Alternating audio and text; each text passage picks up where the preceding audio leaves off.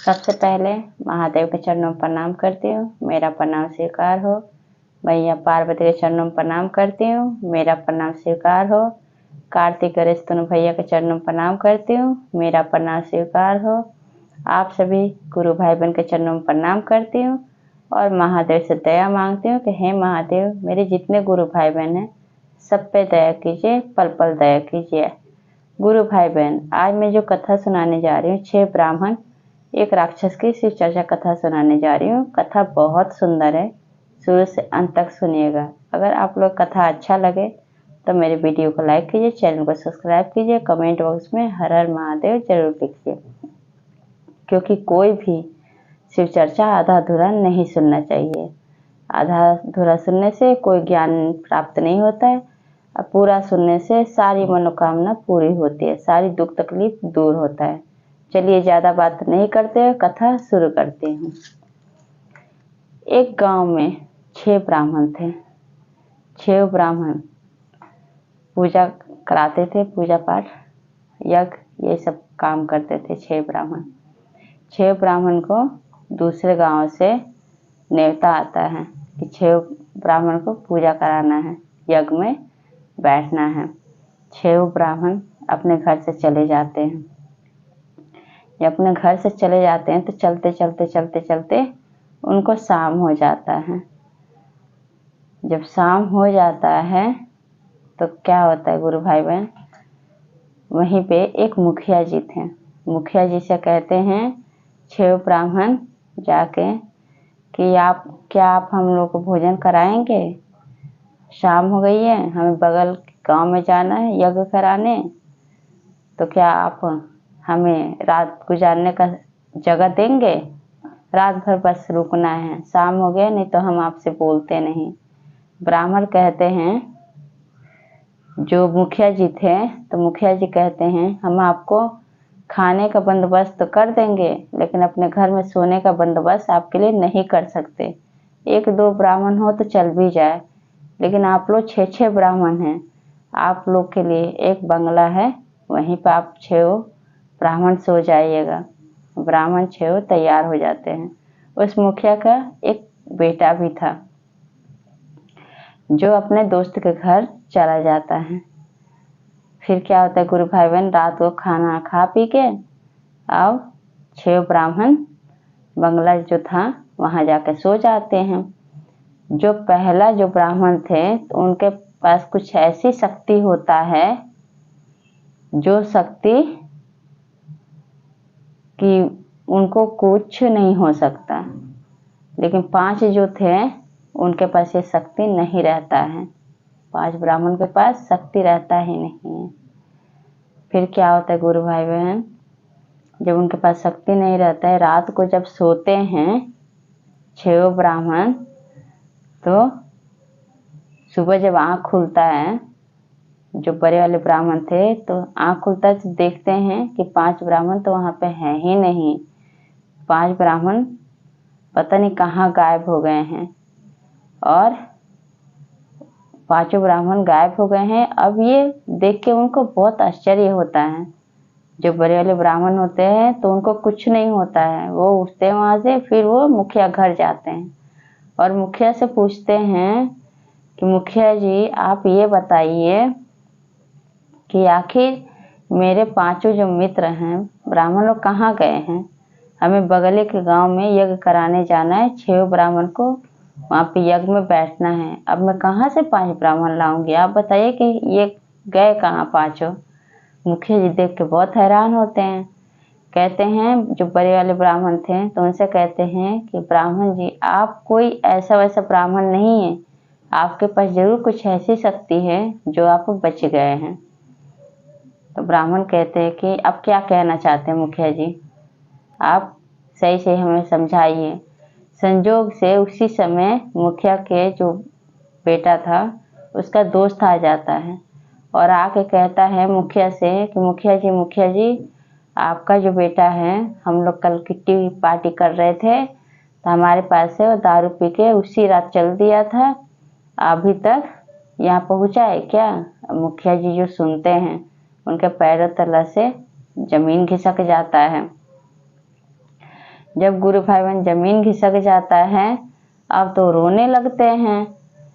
वो पूछते हैं मुखिया जी कि यहाँ पे मेरा बेटा पहुंचा ही नहीं है, वहां से निकल चुका है, अपने दोस्त के पास भी नहीं है। तो इसका मतलब कि राक्षस जो है वो इन सबको 6 को खा लिया है।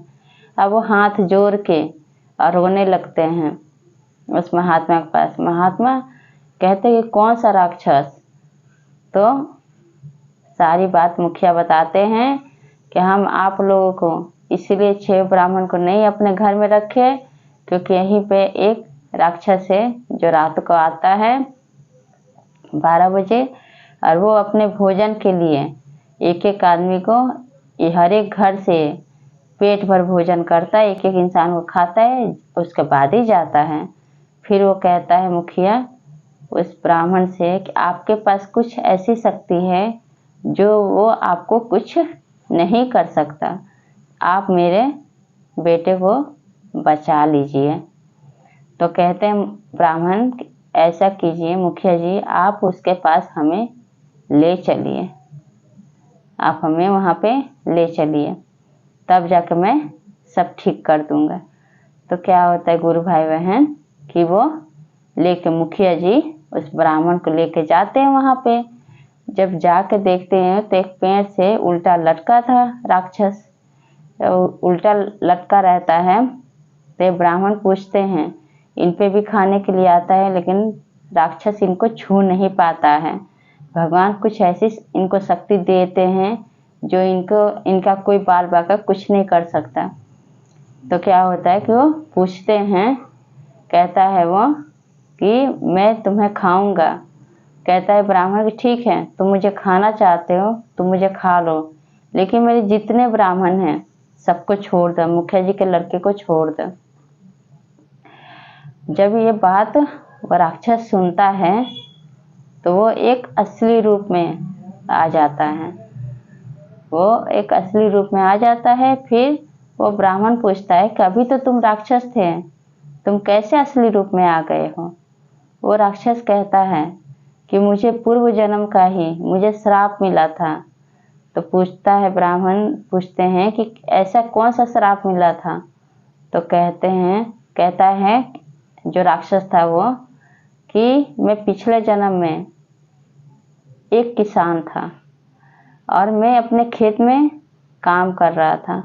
अब बगल में एक छोटा सा बच्चा रो रहा था, एक गिद्ध उड़ के आया उस बच्चे को लेकर चला गया। उसी समय एक ऋषि मुनि वहां से गुजर रहे थे और मुझसे कह रहे हैं कि ये मूर्ख पापी, तुझ जैसे पापी को तो इंसान होने का कोई मतलब ही नहीं है, तुझे तो इंसान में जन्म ही नहीं लेना चाहिए, तुम्हें तो सिर्फ एक राक्षस बनना चाहिए। आज तुम्हारी वजह से बताओ उस बच्चे को गिद्ध उठा के ले गया, उसको खा जाएगा।